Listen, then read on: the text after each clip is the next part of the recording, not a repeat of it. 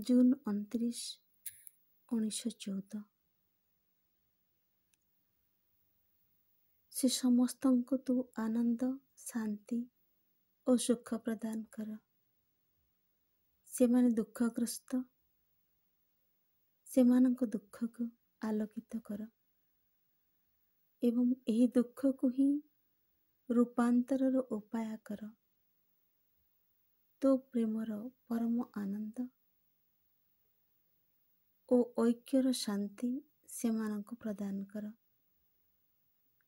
ସେମାନଙ୍କ ହୃଦୟ ତନ୍ତ୍ରୀ ତୋର ଚିରନ୍ତନ ସାନ୍ନିଧ୍ୟର ସ୍ପର୍ଶରେ ସ୍ପନ୍ଦିତ ହୋଇ ଉଠୁ।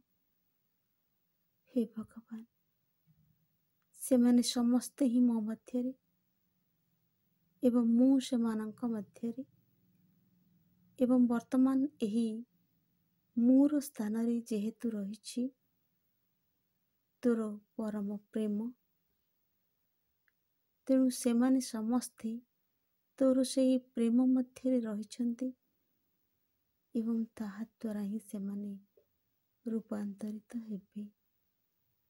ହେ ଭଗବାନ, ପ୍ରେମମୟ ପ୍ରଭୁ, ତୁ ହିଁ ଅକ୍ଷୟ ଜ୍ୟୋତି। ସେମାନଙ୍କୁ ଆନନ୍ଦ, ଶାନ୍ତି ଓ ପରମ ସୁଖ ଦାନ କର।